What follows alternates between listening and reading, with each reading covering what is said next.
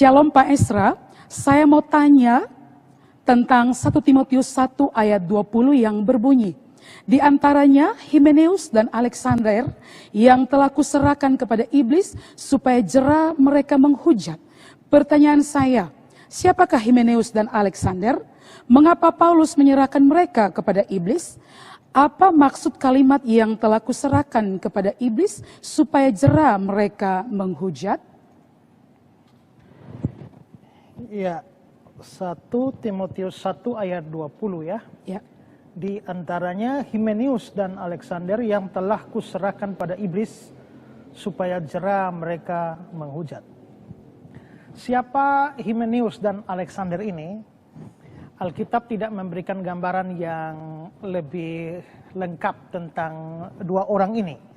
Tetapi dari catatan-catatan yang lain kita mendapatkan keterangan tentang Himeneus, ya. Nah, Himeneus ini adalah orang yang menolak doktrin tentang kebangkitan orang mati pada akhir zaman. Dia mengajarkan bahwa kebangkitan sesungguhnya sudah terjadi. Jadi, dia boleh dianggap sebagai seorang pengajar sesat. Seorang yang mengajarkan ajaran yang bukan ajaran Alkitab, dan ternyata ajarannya itu merusak atau mempengaruhi iman banyak orang. Itu adalah Himeneus. Dari mana kita tahu ini? Dari catatan 2 Timotius 2 ayat 17 dan 18. Perkataan mereka menjalar seperti penyakit kanker. Di antara mereka termasuk Himeneus dan Filetus. Ini bicara Himeneus dan Filetus, bukan dengan Alexander. Himeneus dan Filetus yang telah menyimpang dari kebenaran, berarti mereka tersesat, dengan mengajarkan bahwa kebangkitan kita telah berlangsung, berarti mengajarkan ajaran yang sesat, dan dengan demikian merusak iman sebagian orang.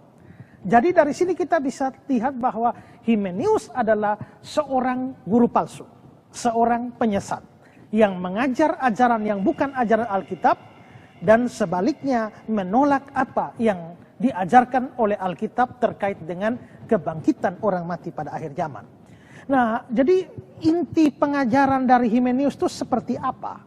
Ya, saya mau berikan komentar dari Matthew Henry ketika dia membahas tentang ajaran dari Himeneus ini.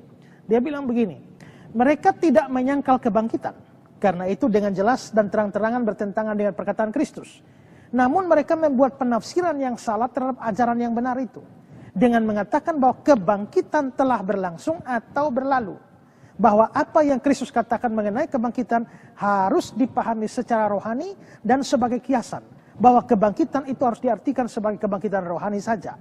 Memang benar ada kebangkitan rohani. Tetapi menyimpulkan dari situ bahwa tidak akan ada kebangkitan tubuh yang sungguh-sungguh dan nyata pada akhir zaman, berarti mempertentangkan kebenaran Kristus yang satu dengan yang lain untuk menghancurkannya. Kalimat terakhir ini adalah komentar dari Henry. Henry jelas mengatakan bahwa Himeneus tidak otomatis menolak secara penuh doktrin kebangkitan. Dia hanya menolak bahwa kebangkitan itu baru akan terjadi di akhir zaman. Kebangkitan sudah terjadi, dan yang akan terjadi di akhir zaman itu hanyalah kebangkitan rohani saja. Ya. Nah, jadi dengan kata lain, itulah ajaran Himeneus. Dia adalah seorang pengajar sesat, seorang guru palsu, dan ajarannya itu merusak iman banyak orang. Ya. Nah, di atas seperti saya bilang tadi dikatakan bahwa dia Himeneus dan Filetus. Lalu di ayat yang saudara tanyakan, di antaranya Himeneus dan Alexander yang kuserahkan pada iblis supaya jera mereka menghujat, bahwa Alexander itu bisa bergabung dengan Himeneus, maka kita bisa menduga bahwa Alexander pun itu mempunyai pemahaman yang sama dengan Himeneus. Dengan kata lain, kita boleh katakan bahwa baik Himeneus, Filetus maupun juga Alexander adalah orang-orang dengan paham sesat, paham yang menyimpang dari kebenaran, mengajarkan itu dan merusak iman sebagian orang. Ya. Nah, mengapa Paulus menyerahkan mereka kepada iblis? Kalau dari teks yang saudara berikan itu ya jelas bahwa supaya mereka jera menghujat. Berarti mereka ini menghujat. Entah hujatannya seperti apa kita tidak tahu. Tapi mereka sedang menghujat kebenaran. Sedang menghujat ajaran tentang kebangkitan di akhir zaman. Maka dikatakan Paulus menyerahkan mereka kepada iblis, yang telah kuserahkan kepada iblis. Nah, apa artinya menyerahkan pada iblis? Arti menyerahkan pada iblis atau diserahkan kepada iblis itu artinya orangnya itu dikucilkan, orangnya itu diekskomunikasi, orangnya dikeluarkan dari lingkup jemaat.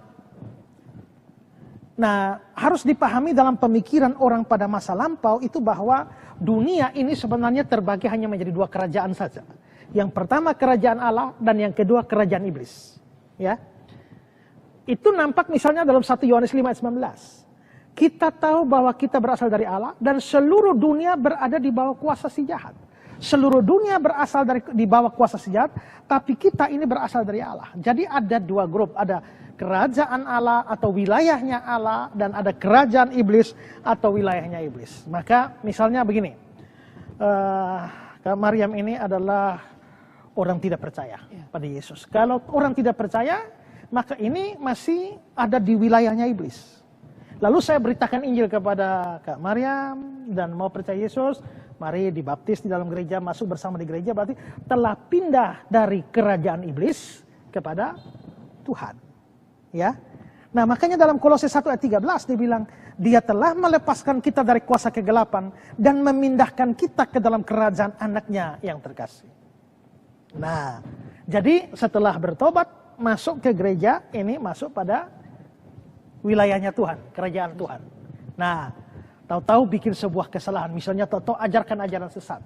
Maka saya keluarkan Kak Maryam dari gereja, keluar diekskomunikasi, dikucilkan dari gereja, maka ini namanya dikeluarkan dari gereja, dikembalikan kepada wilayahnya iblis. Jadi maksudnya adalah aku serahkan kepada iblis, itu artinya mengeluarkan mereka dari gereja. Memberikan sebuah disiplin gereja. Atau dengan kata lain memecat mereka dari keanggotaan gereja. Karena mereka ada di dalam gereja, lalu mereka mulai mengajarkan yang aneh-aneh, mulai mengajarkan yang menyesatkan, sehingga akhirnya banyak orang terpengaruh. Nah, daripada mereka merusak iman sebagian orang, keluarkan mereka dari gereja. Nah, pada saat dikeluarkan dari gereja, artinya orang keluar dari wilayah Allah ke wilayah iblis. Itulah yang dimaksudkan dengan kuserahkan kepada iblis. Nanti hal yang sama bisa terjadi kalau kita lihat pada jemaat di Korintus. Karena mereka ada pelanggaran moral yang besar, ya, dan tidak mau bertobat. Lalu dalam 1 Korintus 5 ayat 5 dikatakan bahwa orang itu harus kita serahkan dalam nama Tuhan Yesus kepada iblis. Sehingga binasa tubuhnya agar rohnya diselamatkan pada hari Tuhan. Itu 1 Korintus 5 ayat 5. Memang konteksnya lain. Tapi istilah menyerahkan kepada iblis atau menyerahkan dalam nama Yesus kepada iblis itu artinya sebuah ekskomunikasi atau sebuah tindakan mengeluarkan orang jahat atau orang sesat dari dalam gereja. Itu maksudnya. Ya, jadi mungkin ini penting juga bahwa kebanyakan sekarang gereja-gereja menerima pengajar-pengajar sesat. Bahkan mereka diberi kesempatan mengajar secara leluasa padahal ajarannya adalah ajaran sesat. Kalau mengikuti ajaran Alkitab, orang-orang seperti itu harus di-outkan dari gereja.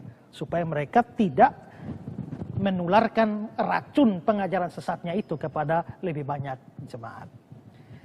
Ya.